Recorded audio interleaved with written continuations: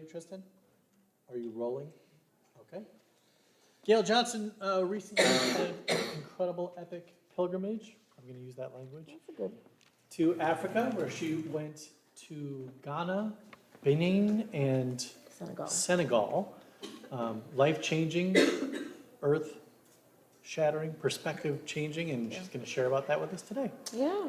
So Gail will talk for 30, 40 minutes, and then Okay. we'll do about 5 minutes of questions. Okay. And then those of you who want to go to the next service, I will rudely interrupt, dismiss you, and then you can stay for as long as you want. Okay. So 11:05 is when I'll Sure. like kind of wrap up. Okay. Good. Right, So thank you. Yes. You're welcome. Hi everybody. Thanks for coming.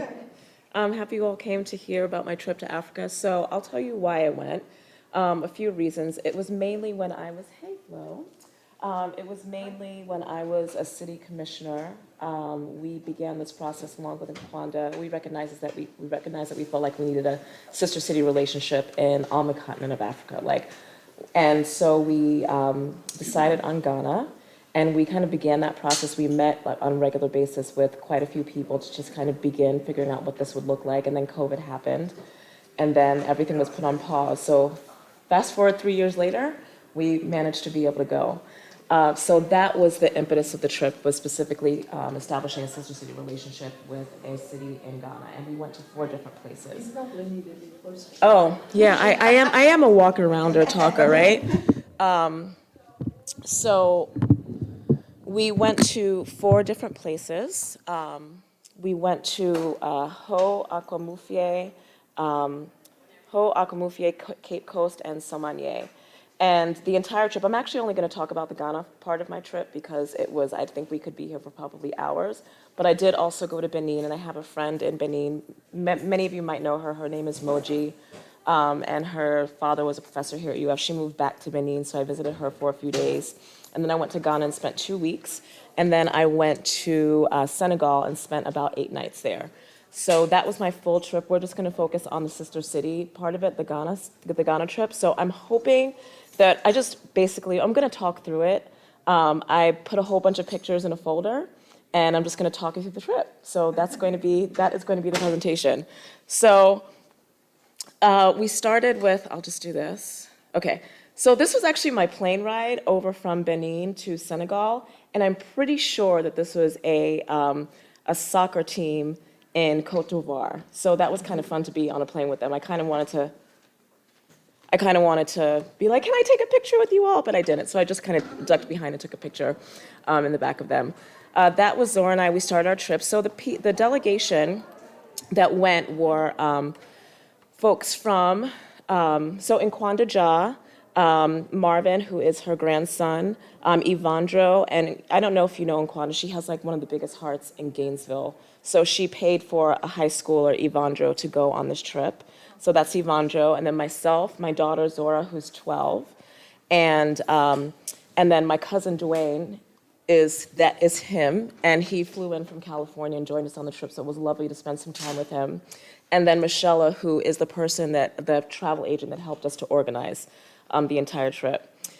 And I'll just talk you through pictures.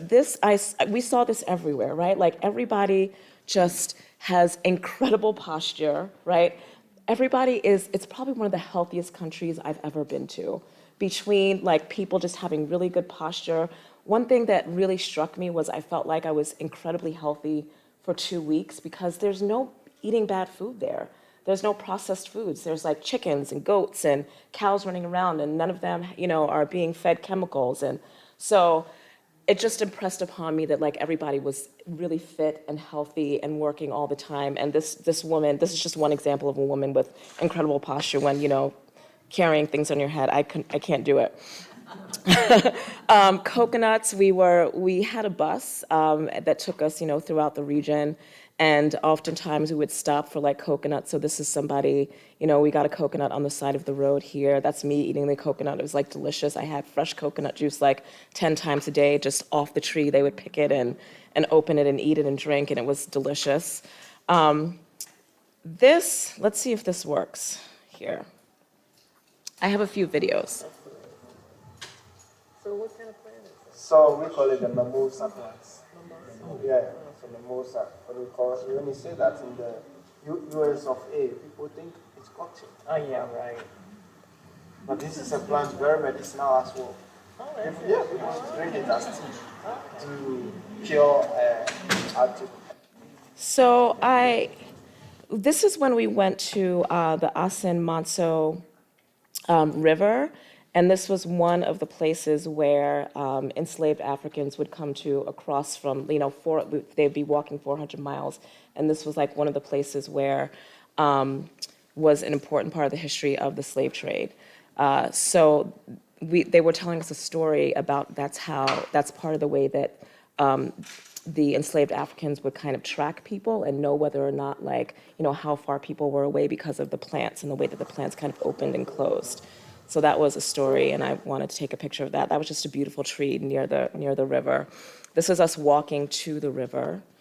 Those are some really cute boys that lived near the river, and they were just really happy. And it's interesting to me, there were so many children in Ghana. I would say it felt like, I think the percentage is 50% of the population is under 18.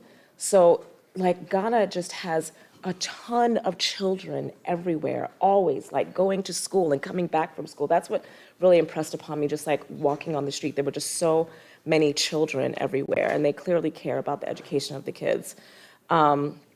This was... It means a lot for us. All the names you see on these walls were written by our brothers and sisters who have returned. The messages on this wall were written by them. They want their ancestors to come back home.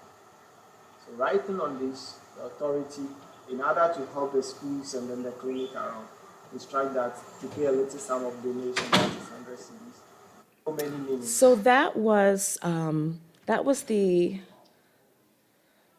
end of the river trip, and so something that I heard everywhere I went, people always ask me, Gail, how did you feel? What did it feel like? It's kind of difficult to put into words, but everywhere we went, no matter what, hi Suzanne, nice to see you. Everywhere we went, everybody just said, you are welcome. You are welcome. Welcome home. You are welcome. So because we are Black Americans, our entire delegation was Black Americans, they really, everywhere we went, it felt like we were welcomed. They wanted us there. And I've never felt such it's very difficult to imagine this if you're not Black. So I'll just say that, right off the bat, right? One, being in a majority Black country, right? Where everybody looks like you. I've never felt so at home, so safe, so liberated. And it's a difficult kind of thing to put into words, but a couple of people there that we met had this, there are a couple of folks that we met that went to FAMU. One was a friend of my cousin's. They were in band together. He went there when he was 24 on a trip, and he called home and told his parents that he was not coming back. And he never went back. The same thing happened with his partner now, and they have a development company where they're developing a sustainable community in Ghana. And he decided he was going to go for a trip, and he decided he was coming back, and he came back 3 months later, never to return to the United States since then.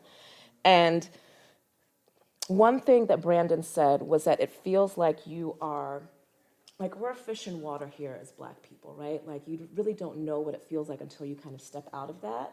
And then once you feel that and you have that feeling of liberation, if you decide to come back to the United States, which really, honestly, I didn't want to, then you're kind of choosing to pick up that 50-pound weight and that burden, that constant microaggressions, just being in this, and as a Black person in the United States. So it just felt like the most freeing that I've ever felt in my entire life. And once you have that, you really just don't want to, oh, I don't know how that happened. Go back. Okay, so this is my cousin, and this is our little fun bus that we traveled around with, our trusty bus that we traveled all around Ghana with. This is the Elmina fish market. So Elmina is on the coast. They go back to the machine and bring all the people that you see them in the street. Yeah, so now what they're doing, So not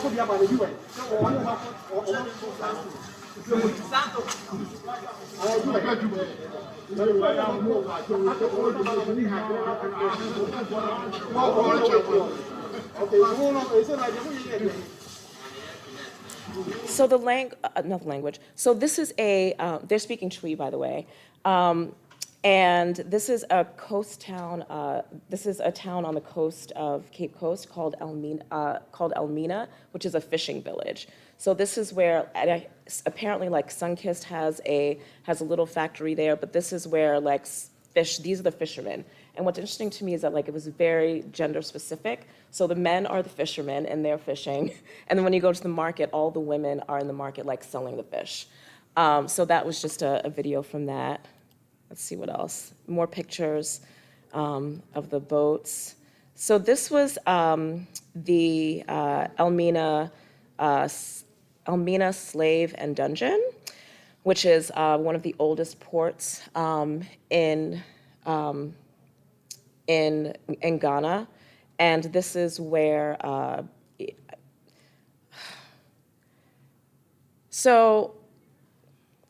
this is where essentially my ancestors were taken, right? And many folks died. And an important part of the trade that happened with enslaved Africans. It was hard. You could like feel the death. You could feel, this is where we heard so many stories of just bodies being piled up in this room. So we got a chance to tour the dungeon. And at the same, as terrible as the story is there, like you would look and you see, and there's also like beauty all around. So it was just this juxtaposition that felt very uncomfortable that, I felt many times throughout the trip. There's like constant beauty, but also like what happened during that time was devastating for our world. This is, a door that you're looking out of, or a window rather, in the dungeon. This is like inside the dungeon. That's the view from the top. So the people that were in charge lived in the top, and then the dungeons were on the bottom where, they put everybody to their deaths. So this is the top floor, right? And then you saw the difference between this is the top floor where they lived and then where the dungeons were.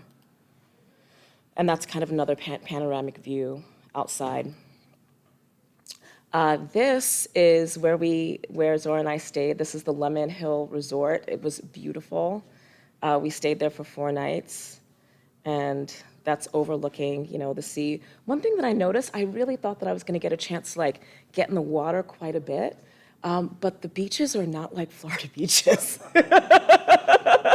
Like Florida beaches are calm and like it feels, but the waters there were really, really rough. So it was nice to look at, and maybe 1 or 2 times we kind of were able to get in the water, but otherwise it just actually felt a little bit unsafe. So beautiful to look at. That's some of the food that we had at the resort. This was, soccer is huge over there, so this is a team as we were riding by playing soccer. Oh my God, y'all. I don't know how many of you all saw this on my page. Oh, hi. So I have an insane fear of heights. I can't even believe I did this. Actually, when I finished doing this, I cried. I had to take like 10 minutes because it was such an experience that, so this is a canopy and you're walking, I don't know how many kilometers, but there were 4 bridges that we walked across that were, 30 feet in the air. My daughter always went first. You can see her going first. She has no fear. I love that about her. And we did these 4 bridges, and I can't even believe, like, I think about it right now, and my heart starts to palpitate. But yes, I managed to walk across all these 4 bridges, and apparently everything is insured, but we got to the end, so they insure everything. So this is a beautiful big tree. I can't remember what kind of tree this is, but this tree is 400 years old. That's just the base of it. That's barely the base of it. And this is the Cocoon National Forest. And that's where the bridges are also. So this is it, oh, the Cocoon. So we survived this canopy walk. I cried at the end of it, and then I had a nice cold beer. And this, it's always fun to take pictures of this stuff because this is actually like the beer that everybody drinks there, and it's delicious. I'm not a beer person at all, but I really love this beer. That's me. That was basically my face the entire time. And Zora took that picture, and that just encapsulates everything. So we had fun like the first 5 days or so, and then we were on to our meetings with our sister cities. And the first sister city that we met with was Cape Coast, and this is a lot of the team from there. The mayor was not there, but we met with a lot of staff from there. We had great interactions. One thing that really impressed upon me, so this is a staff member, I can't remember what his title was, but he was talking about historic preservation and how in Cape Coast, they're tearing down just a lot of buildings to make way for new development, right? And so we had this parallel story because that's, what I'm passionate most about here in Gainesville is especially our historic African American communities and all over Gainesville's development that's happening the way that it's happening, just tearing things down to build new things. And Cape Coast even has a much deeper history, right? So can you imagine kind of how painful it is to kind of experience that in their space? So I just took this picture of him because it was interesting to me how we have similar stories, 5,000 miles apart. So that was the Youth Employment Agency at government. So I took pictures. Not everything is beautiful and rosy and sunshine, where we went, right? So I took pictures of this because is it? Let me see. Yeah, so this, in some parts of where we went, was a common scene. And I would say I had an amazing time. What disturbed me the most about many of the places where we went is the plastic. There is so much plastic everywhere, and everybody is drinking out of plastic water bottles and plastic bags. And so we have companies like Nestle and all of these that are ruining our, less developed nations with plastic. It enrages me because there's so much beauty, and all you have to do is fix the water source and make it clean so that people can drink, but instead we're putting it in bottles and then selling it back to the people and then destroying the environment. So I did want to take pictures of that because this was, this was pretty common to see just a lot of plastic dumped everywhere. So going back to, so yes, this was the Cape Coast Metropolitan Assembly. That's who we met with. That's their fire station. So do you all know, there's this pastor here, Shady Grove Primitive Baptist Church. Do you know who I'm talking about? So something that I swear that everybody has a cousin in Africa. There's so many people that I saw that literally looked like they have, that their family here. So I took a picture of him because this guy could be the cousin or brother, rather, even, of this guy that is a minister at a local church here. I was like, you have a doppelganger in Gainesville. He's like, send me the picture. So that was him. He's actually the owner of the hotel that we ate at in Ghana. So we went to the Cape Coast School for the deaf and the blind. There are many schools. There are schools specifically that are for children with disabilities, and the government supports some of these schools, but a lot of it also comes from donations. So we were able to give money and some other things to this school. So we went to visit them, and then I just had to put this picture up because doesn't he look like he could be my cousin? Right? So that's a teacher at the school right there.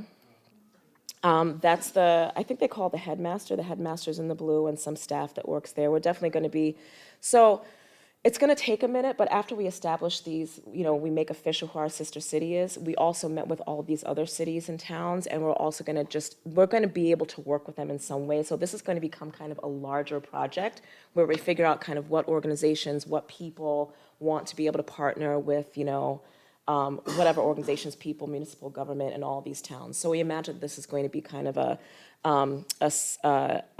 not project, but somebody that we partner with in some way. So the Cape Coast School of the Deaf and the Blind. That's my cousin. I love him. So, huh? My real cousin? Oh yeah, that's I love that. Yes, he's my real cousin, not my play cousin. But for real though, I mean, I'm glad that you mentioned that, because really everybody, when you're an African and they're like, yeah, this is my brother, this is my sister, this is my cousin, like really most of the time it's not their blood brother, sister, cousin. That is literally just everybody's family there. So yes, that is my real cousin. But I did have to specify many times when I talk to people, is that your real cousin, your biological or not? So yes. So I'm gonna take you 30 seconds a trip down the Volta River.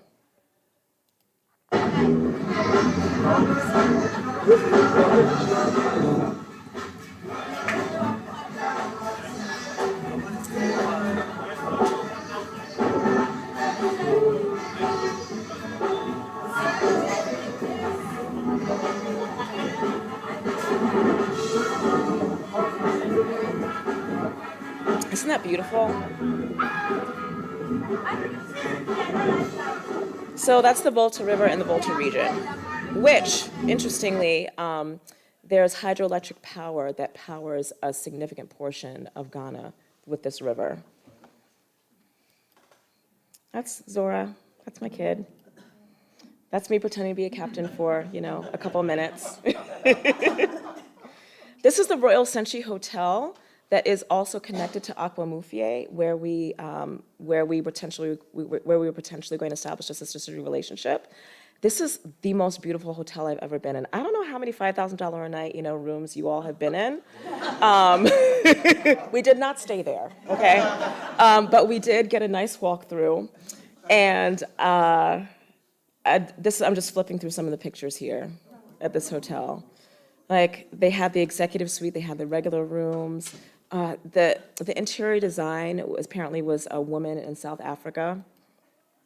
I mean, and it doesn't even, like, the pictures that I took don't do it justice. You really had to see it in person. This is the private pool outside of the executive suite. Very nice. Must be nice. Huh? Yeah. That's what I'm gonna say. I need to stay there. Can I get a discount? Because so this is like the living room. It's just every single detail of this space was beautiful. So okay, y'all, I'm just gonna give everybody a free business idea now. Are you ready for it? Just look at this. Do you see what this is? Look, it's a little, and it's a bar, and so then there's a bar. So because we are a tree city, we're losing that, it feels like. But it feels like this is a wonderful business idea. Does somebody want to do it with me? Yes. Huh? It's not very, it needs to be, yeah. So I love this. That was at the hotel. That was like their little bar area. That's a problem. It could be achieved. You can put an elevator in. This is a truck full of yams. Yeah, that's herbal gin.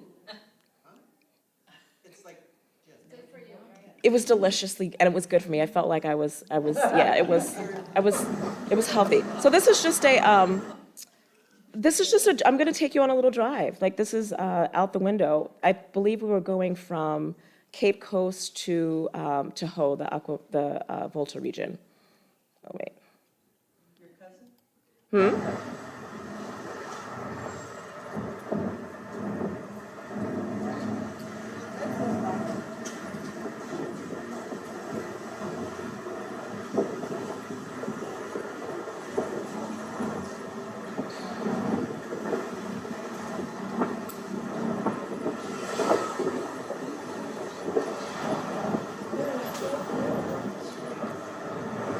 You know what? In the Volta region, not so much. But like in Cape Coast and that area and Accra, not as bad. But definitely like along the coast a little bit more. But no, the Volta region, they said they kind of pride themselves on making sure that it's kept clean. Huh? Oh, terrible. They were higher than ours. They were definitely over $5, maybe $6 a gallon. Yeah. Yeah, the gas prices were high everywhere. Like $5, $6 a gallon. I mean, it's not gallon, but yeah. It was pretty pricey. Gail, is this one of the larger cities in Ghana? No, it's not. Yeah, Accra is the largest city. Everybody kind of flies in and out of there. Yeah. Okay, so this is, there are many different layers of kind of government in Ghana. So I don't exactly know who this is. I just know he's an important dude. He owned this hotel. He's a person that travels to the United States often. He's a businessman. He's maybe a paramount chief. I'm not sure. But yes, in the Volta region, this guy is an important dude. That's the mayor of Ho, and this is important dudes. I can't remember his name. His wife, like the first lady of something. This is so. Next, we went to Ho, and then this is where they conduct their meetings. This is the mayor of Ho giving us like a little introduction. I want to welcome you sincerely to the municipality and probably to the office of the mayor. I am here this morning with the management, those that represent. So when we met with the different cities, I think there were maybe 20 people in that room, like literally all of staff and all the departments. So they gave us a beautiful presentation about their city, and we were welcomed like with a dance that I'm hoping you'll get to see. They're called an Oxygen City. That's somebody else who has a cousin here in Gainesville. That's all of us together. This was the dance that we were welcomed with. They like.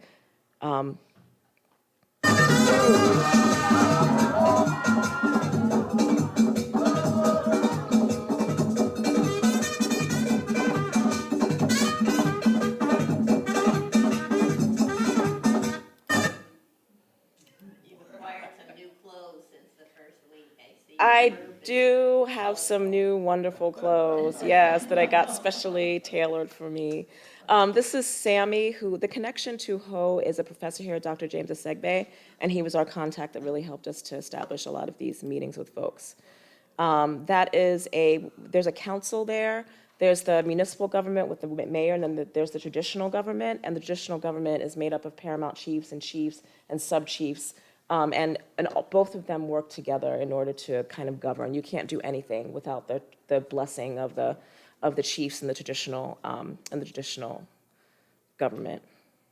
So that's some kente cloth they had made for us. That's my kid again. I just love her, so I put pictures in there a lot. That's all of us after the meeting. So first we met with the mayor, and then we met with the traditional, with the chiefs and the paramount chiefs. And she has a store there. That's some food that we ate. We all ate together. Some type of stew. Everything was insanely spicy. Oh my God. I like spice, and there was a lot of spice in the food over there. And somebody said that the reason our COVID rates are low is because we eat a lot of spicy food here. And I was like, okay. Some of the lowest COVID rates in the world, actually. The government really took a hard stance to protect people's health at the very beginning of the pandemic. This is a museum that we went to, and some of the artifacts in there.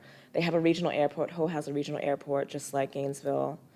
The University of Environment and Sustainable Development has just been built in Somanié, which is another place that we visited.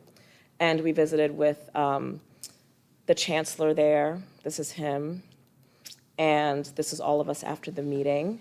And this, the university is in a place called Somanié, which is part of the Ilikorobo Municipal Assembly. So we met with staff and the mayor of Somanié, and that is this person.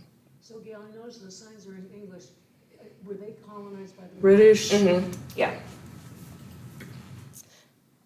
Pictures of all of us after that. Some of the best mangoes I've ever had in life. They were everywhere. Mangoes and coconut water all the time. This is the development. It's called Migrating Cultures Crossing that two FAMU grads are building in Saumanier. It's a 100% sustainable community with an organic farm, an organic food forest, solar energy, a water source. It is all meant to be like self-sustainable. So they are these are the folks that left Florida and then were like, I'm never coming back. So we met with them. Let's see what Brandon has to say. You know, There's so so when much. that happens, this is going to be our more public side to where we have businesses, shops. If there's a quote unquote downtown, that's going to be right over here in this block. And so at the back is going to be the more private side, so that what we're doing is, you know, if you want your privacy, you're in your house. When you want to come out, you can come out and engage the town, and there's going to be like layers of engagement. So we saw the very beginning. They're building their first set of houses right now. It's a really exciting project. I encourage you all to check it out.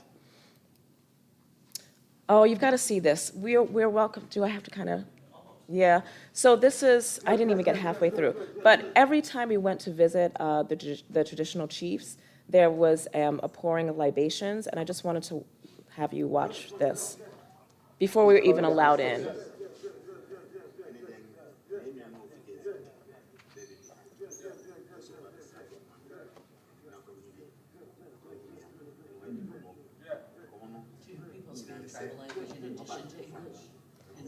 There's like Twi and Ewe and Ga. Most people speak Twi, which I'm. Oh yeah, everybody speaks English.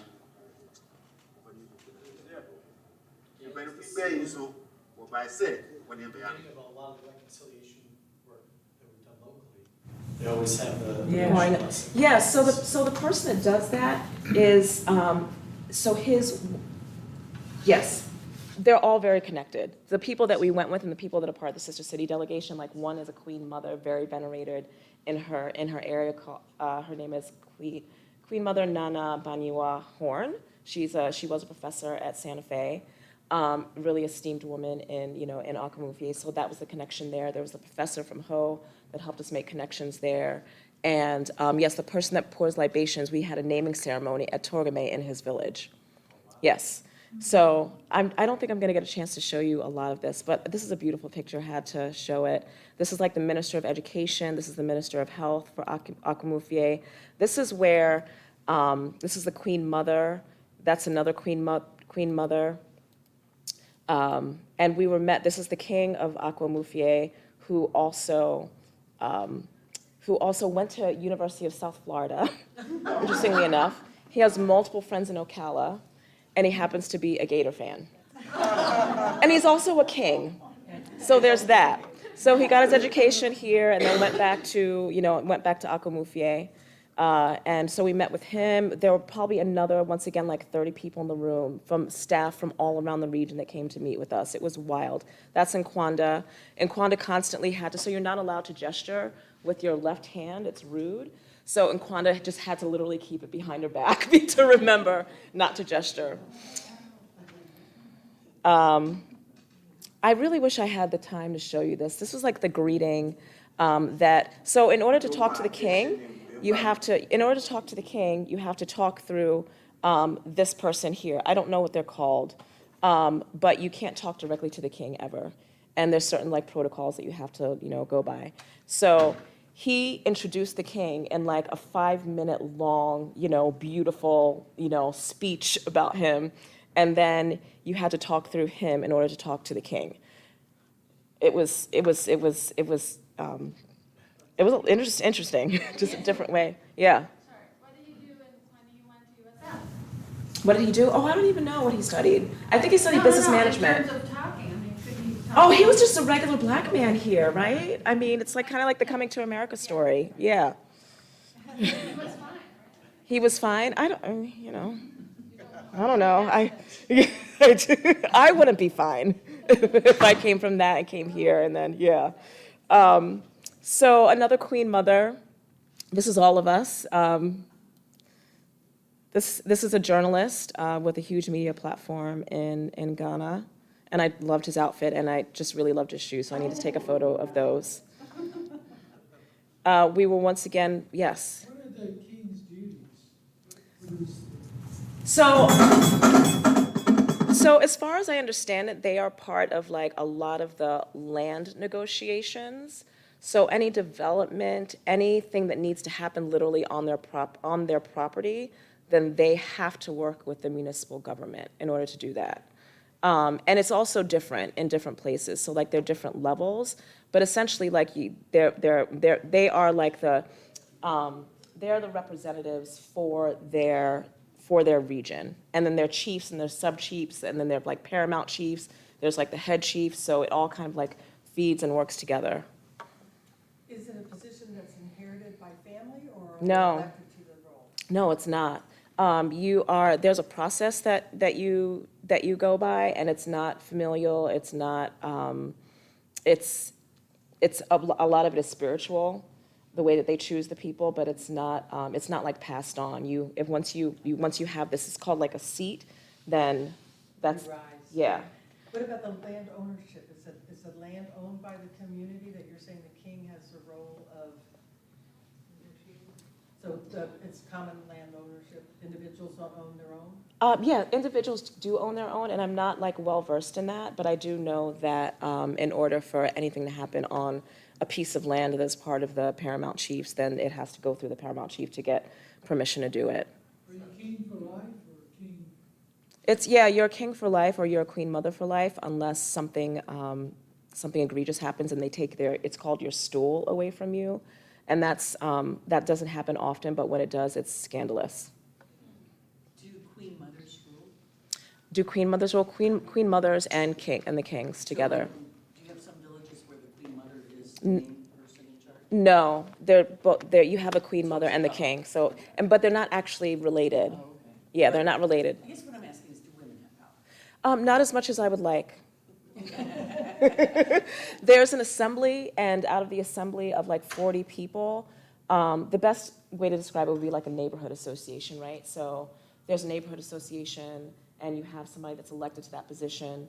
Then, they are the representatives that then feed into the administration and the mayor to help make decisions about the area. And I asked out of the 40 how many were women, and there were only 5. So don't love that. So, by all means, stay, linger, ask questions for as long as Gail can stay. For those of you who are sneaking out to 11:15, now's the time. Come back next week. Eric Nelson will be talking about an amazing program that he is creating or has created in Haiti about getting medications to rural parts of Haiti via moped.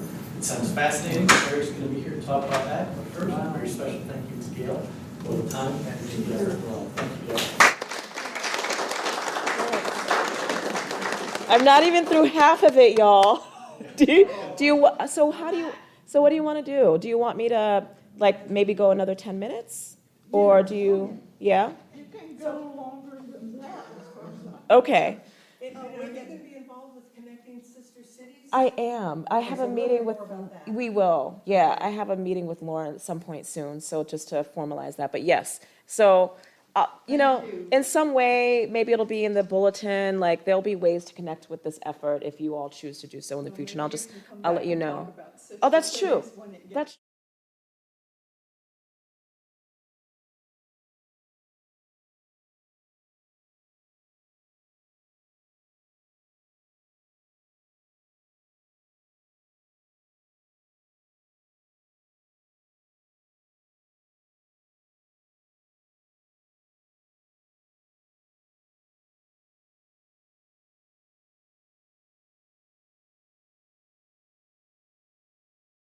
when we were here, and then we went to a different place. We were like walking through the marketplace. She also does. She makes batik. So we were walking through this area, and it was like wild. People were like bowing and like clearly, the Queen Mother is here, kind of thing. So we saw her in her village, and then we saw her like outside in Accra, which is about an hour and a half. And it was like an interesting like reception that she'd gotten. and that we also witnessed. That's us with everybody there, and she's building a school there, so we went to the site of her school. That's just a really awesome little bug that I saw that I wanted to take a picture of, so I took a picture of the bug. Everything's colorful there. Yeah, everything's colorful. That is the person that Andy was talking about with that poured libations in Gainesville many times. This is his son, and his son lives in Accra, and they also have a school that they support there. Of course, in Kwanda, Ivanjo, and then Marvin.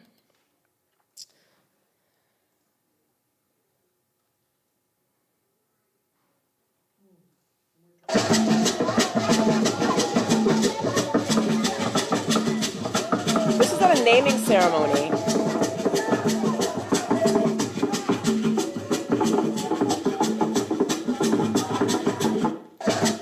So that we all got special names and pots with our names on it. This is the woman kind of making the pot. Ajo Sika, and the beginning is always based upon the day of the week that you were born, so Ajo stands for Monday. Now, And then, you have seen the difference, similar to this one. So after this, that's the pot. So this is my naming ceremony, or part of it. Let's see how long it is. you are Monday born. So your birthday name is Ado. Because every woman born on Monday in every land is born Ado. Imagine we are all here born on Monday. The woman will be born Ado. And the men Odo. That is the name given to you by God, not me. So your birthday name is Ado because you are Monday. And your local name given to you by the people of this community is Sika. Yes, you have a Sika. Sika means gold. So our Sika is just challenge that gold.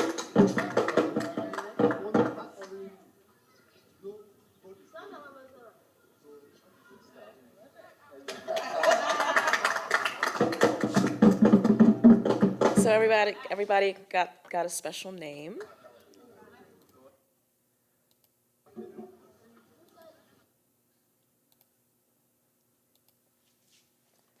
Everybody there was regal and beautiful. I've never seen so many, a continent full of beautiful, regal people in my life. It was just like eye candy everywhere that I went. So I had to take pictures of everybody.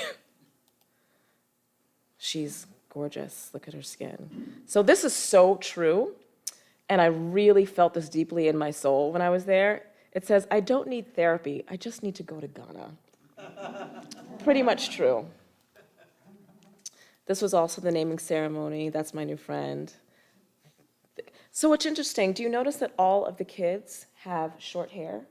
So the women there, until you're 16 or 17, your hair is exactly like mine. It's shaved and short so that you can delineate between who is a child and who is a woman.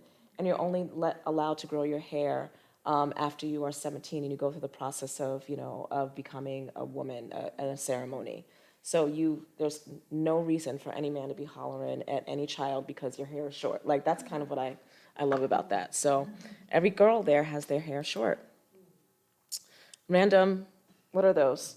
Goats? Random goats on the road. So this was towards the end of our trip. We ended up in Accra.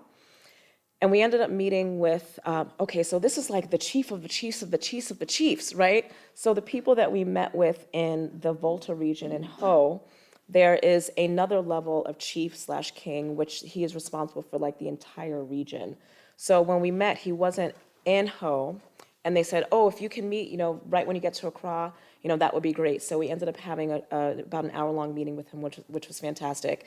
And this person is like, he has a financial group, an investment banking firm that also invests in Africa, and he kind of owns the equivalent of like the Yankees in where he is, and he also was an instrumental part of owning and building the airport. So we met with him, and he is like the Paramount Chief King. He went to Yale, and he has like, he has. Switch to boring clothes. Oh, yeah. I mean, yeah. I mean, it's interesting because Accra to me felt like any big city that we were in just literally felt like any other big city. Dakar felt like that. Accra felt like that. I don't love the big cities, but definitely in the more rural areas, people are just wearing like their traditional garb. This was Kwame Nkrumah, the memorial in Accra, and that's the Queen Mother's sister. And this is her shop, where she makes the material. Now, before I do that, I just want to make you aware of the current Ghana trend that's going on right now. This one has got the first guy already, so they are doing the second stage. I'm still going strong. That's done by hand. Wow. Good folding. We propose this trending on number 5.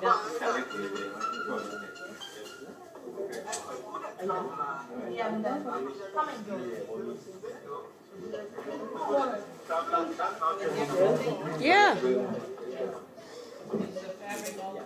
Yeah.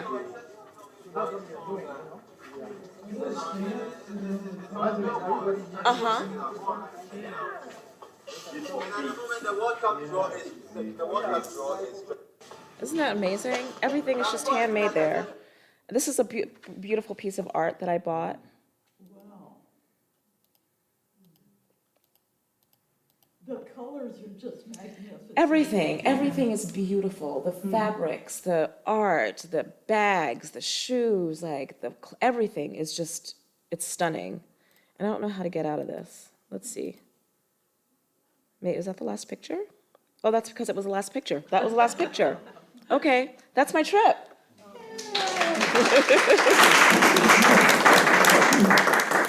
I'll mention a couple things about Senegal. So I